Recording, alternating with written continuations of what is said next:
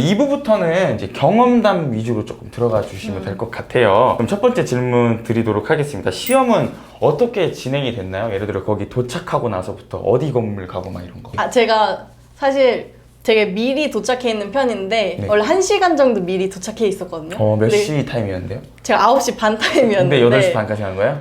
가려고 했죠. 가려고 했죠? 한 30분 정도 빨리 왔어요. 아. 그래가지고 건물 저희가 언덕이 있는데 거기 올라가서 바로 오른쪽으로 틀면 줄 서는 공간이 있거든요. 그래서 수험표 보면 A조, B조가 따로 있는데 거기 저는 B조여서 B조 줄을 세워주세요. 그러면 B조 쓰세요 이러면 가서 이렇게 조용히 서서 수험표랑 이거 신분증 꺼내서 다 이렇게 대기하고 있습니다. 이제 안쪽에 들어가서 장문 시험할 때는 좀 분위기가 어떤가요? 그때 정말 삭막하죠. 아무 말도 안 하고요. 화이트 드르륵 소리 나면 저 사람 바꾸네.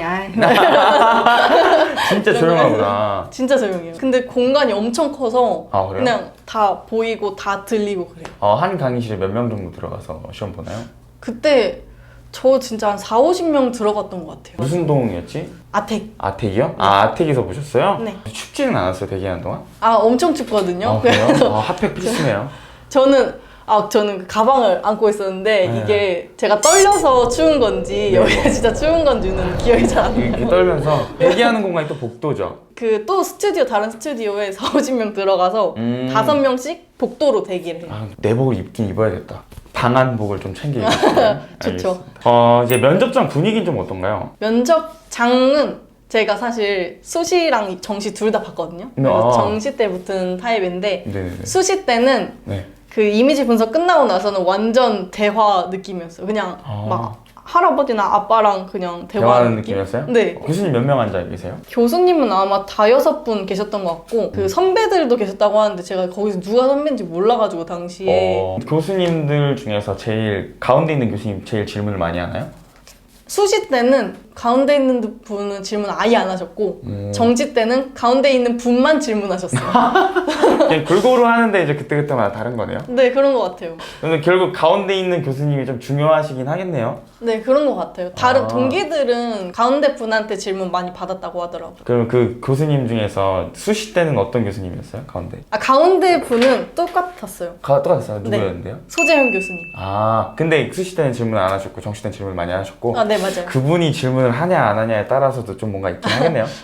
그런가? 그런가? 면접 때는 어떤 질문을 좀 받았나요? 이미지 분석에 대해서 좀 질문을 제일 많이 받았죠. 이미지 분석하고 바로 직후에는 그 부분에 대해서만 다시 역질문 하시거든요. 정시 때는 장문이 주제가 어떻게 나왔어요? 장문 키워드가 무슨 엄마 막 조용한? 약간 이런 느낌의 아들? 이런 느낌의 3가지 나왔고 아마 개인 어렸을 때 경험 같은 거 썼던 것 같아요. 그 이미지가 quiet place 2에서 하나 따왔던 이미지였거든요. 네. 그래서 어머니가 이렇게 하고 있고 아기도 막 조용해야 돼서 막 쫄아 있고 뒤에 스피커들이 있는데 다 꺼져 있고 이런 이미지였어요. 뭐 어렸을 때 엄마가 뭐 카세트 테이프 같은 거 얘기했던 것 같고 그 분위기 정서를 가져왔어요. 저는 그 되게 삭막하고 조용해야 될 것 같고 그래서 기억하기로 잠자기 전 상황에 대해서 풀어서 지금 와서 생각해보니까 이랬던 것 같다 이렇게 얘기를 적었었어요. 이미지 분석 때는 어떻게? 이미지 분석은 저는 한 반 이상을 이미지 분석으로 썼던 것 같거든요. 시간을. 그래요? 어떤 식으로 답했어요? 이미지 한번 그려드릴게요. 네, 이미지 어떤 이미지가 나왔는지. 여기가 아들이었던 것 같고 네, 아들, 그리고 어머니 그리고 손가락으로 이렇게 쉿 표현 지우개 있나요? 괜찮아요. 그래서 요거에 대한 이미지 분석을 어떻게 하셨는지. 시작은 이거였어요. 네.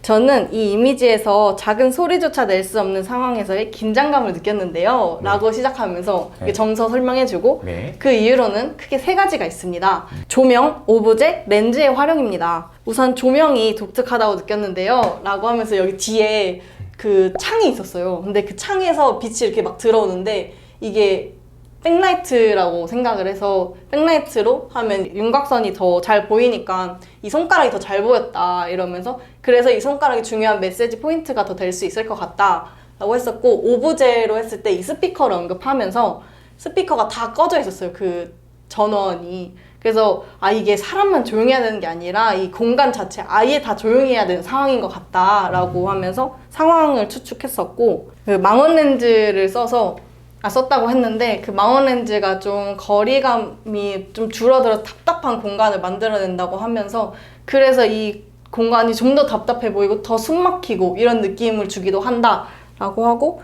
마무리 멘트로는 이 외에도 3등분선의 활용, 인물들의 시선, 심도가 제가 느꼈던 숨소리조차 내면 안 되는 상황에서의 긴장감을 나타내는 역할을 했습니다 하면서 끝냈습니다.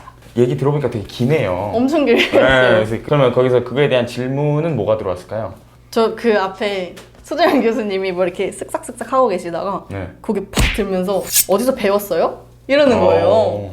못 배워서 배우고 싶어서 왔어요. 이러면서 이렇게. 능청스럽게? 근데 좀 영화를 배우는데 연기를 배우는 건 아니고 사적인 질문도 있었을까요? 그 정시 때에는 사적인 질문으로 그럼 영화 말고 취미 있냐? 라는 질문 해주셨거든요. 취미도요? 네, 그래서 제가 좀 고민하는 척 하다가 사실 준비했죠.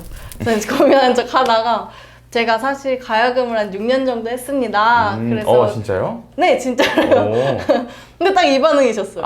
진짜? 진짜요? 그럼 내가 지금 주면 할 수 있어요? 이러셔가지고 있습니까? 없는 거 알고 있습니까? 웃으면서 넘어갔겠네요. 네, 맞아요. 그때 분위기가 싹 풀렸어요. 다행이다. 제가 느끼기에.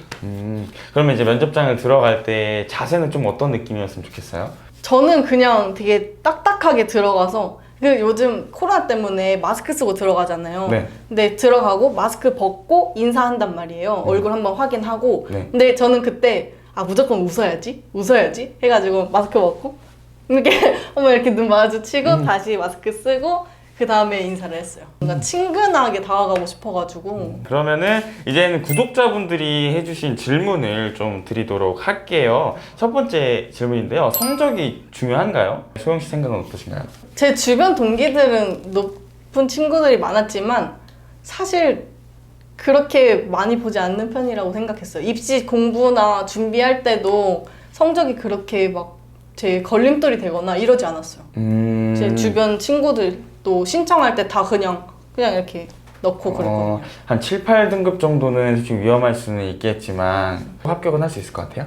면접을 정말 잘 본다면? 그러면 아예 가능성이 아예 없는 건 아니라는 거네요? 네, 그렇지 않을까요? 그 수치가 말해주고 있으니까. 다음 질문 드리도록 하겠습니다. 단편 영화를 좀 만들면 도움이 될까요? 만약 만들 경우 면접 때 도움이 되거나 서울예술대학교에 가기에 좀 유리할까요? 미리 만들어 놨었던 경험이 있다면? 저는 고3 때 단편 영화 연출을 한 적이 있거든요. 네네네. 근데 저는 개인적으로 큰 도움을 받았어요. 왜냐면 이제 영화과가 영화를 배우러 가는 거잖아요. 영화 제작에 관련된. 그래서 영화 제작을 한번 해보니까 내가 왜 영화과에 가야 되겠는지 알겠더라고요. 뭘 배워야 되겠는지, 내가 그때 뭐가 부족해서 실수했는지 같은 거. 그래서 그런 부분에 대해서는 되게 도움이 됐는데, 이거는 이제 면접에서 얼만큼 활용할 수 있느냐, 개인적으로 어떻게 생각하는지 그런 거인 것 같고, 야 영화 만들었으니까 넌 돼 이런 느낌은 아니에요. 왜냐면 이제 영화 제작할 때도 스태프가 많잖아요. 네네네. 그 스태프들 중에서도 내가 어떤 역할을 했을 때 어떤 느낌을 받는지도 다 다르단 말이에요. 예를 들어 아무리 상업 영화 갔는데 막내를 했어요. 그냥 잡일 했어요. 근데 도움 안 되죠, 그러면. 그런 느낌으로 좀 자기 주도적인 영화를 만든다면 도움이 될 수는 있을 것 같아요. 네, 그럼 다음 질문 드리도록 할게요. 제 소영 씨가 도움이 되었던 책과 영상은 무엇이 있을까요? 소신 발언하겠습니다. 네, 알겠습니다. 저 책 많이 안 읽었습니다. 안 읽었어요? 근데 책보다 저는 평론 읽기를 좀 많이 했는데요. 막 네네. 시네21 같은 데 보면은 이동진 평론가 분들처럼 좀 대단하신 분들이 계세요. 네. 그분들이 쓴 평론을 읽어요. 그러면 그 영화 연출에 대한 부분도 나오기도 하고, 이제 그 외적으로 다른 영화랑 비교해서 쓴 글들도 되게 많단 말이에요. 그러면 이 글을 완전 이해하려면 다른 영화까지 봐야 되는 거예요. 그래서 저는 이렇게 타고 책보다는 평론을 많이 읽었습니다. 그러면 이제 가장 좋아하는 감독을 골라야 하는데 아직 고민 중이에요. 소영 씨는 그럼 가장 좋아하는 감독이 뭐냐고 했을 때 어떻게 답변했어요? 저는 제가 준비했던 감독님들은 이제 저희 학교 졸업하신 네. 이혁석 감독님 네. 그리고 전 장준환 감독님 그 작품이랑 엮어서 같이 말을 많이 하는데요. 저는 지구를 지켜라라는 작품을 되게 많이 언급했어가지고 장준환 감독님 그리고 뭐 외국 감독님은 에드가 라이트 감독님 같은 분들 많이 얘기했었던 것 같아요. 고르는 기준이 있다면 저는 일단 무작정 제가 1일 1영화를 했었거든요. 네, 네, 입시 준비할 때. 그래서 이 두세 개씩 보기도 했는데 그때마다 메모를 조금씩 해놔요. 이 장면, 기억나는 장면이나 뭐, 아, 이거 내 영화에서도 쓰고 싶다 하고 하는 그런 부분들. 그렇게 해서 정리를 쫙 해놓으면 제가 써놓은 거에 약간 일관성이 보이거든요. 그래서 전 거기서 내가 이거 좋아하는구나 이렇게 생각했어요. 네, 그러면 곧 들어올 구독자 후배에게 한마디. 자, 아트 시그널 보고 아 소영 선배님 아트 시그널 너무 잘 봤어요 라고 얘기할 수도 있잖아요. 그런 후배들에게 한마디 부탁드리겠습니다. 여러분 빨리 와서 영화 같이 찍읍시다. 제일 좋은 말이네요. 같이 함께 영화 만들어요. 네. 얼른 꼭 합격해서. 네. 네, 알겠습니다. 네, 지금까지 서울예술대학교 영화 전공 입시 달인을 만나다였고요. 21학번 영화 전공 박소영 씨를 만나보았습니다. 네, 그럼 마지막으로 구독과 좋아요, 알림 설정 필수 아트 시그널 감사합니다. 고생하셨습니다. 진짜.